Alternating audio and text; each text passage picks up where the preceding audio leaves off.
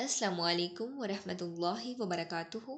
رب اشرح لی صدری ویسر لی امری واحلل عقدۃ من لسانی یفقہوا قولی۔ الحمد للہ رب العالمین۔ پارہ نمبر 7 سورۃ الانعام، آیت نمبر 89۔ اعوذ باللہ من الشیطان الرجیم، بسم اللہ الرحمن الرحیم۔ أولئك الذين آتيناهم الكتاب والحكم والنبوة فإن يكفر بها هؤلاء فقد وكلنا بها قوما ليسوا بها بكافرين۔ یہی لوگ ہیں جن کو ہم نے کتاب، حکمت اور نبوت عطا کی، پھر اگر یہ لوگ نبوت کا انکار کرتے ہیں تو ہم نے اس کے لیے ایسے لوگ مقرر کر دیے ہیں جو اس کا کسی صورت انکار کرنے والے نہیں ہیں۔ اس آیت کی تفسیر میں ہم دیکھتے ہیں یہاں پر انبیاء علیہ السلام کو 3 چیزیں عطا کیے جانے کا ذکر کیا جا رہا ہے۔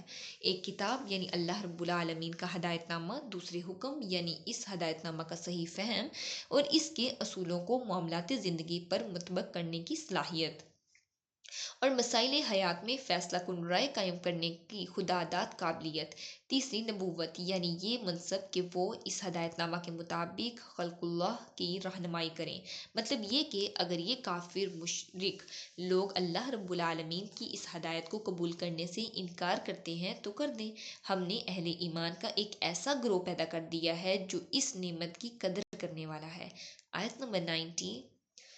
أولئك الذين هدى الله فبهداه مقتدي قل لا أسألكم عليه أجرا إن هو إلا ذكرى للعالمين۔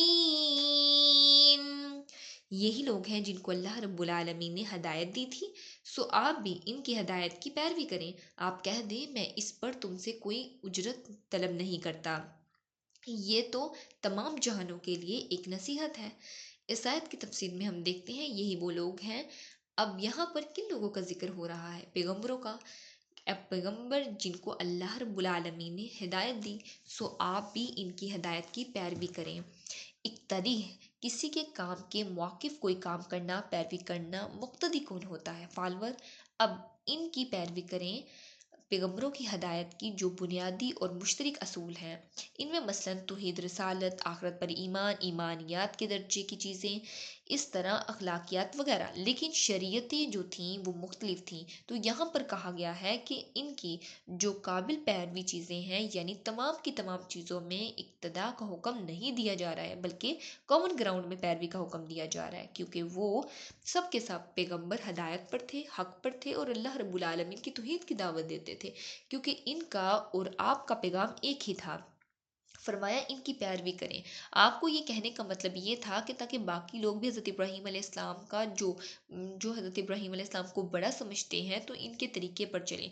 قُل لَا أَسْأَلُكُمْ عَلَيْهِ أَجْرًا۔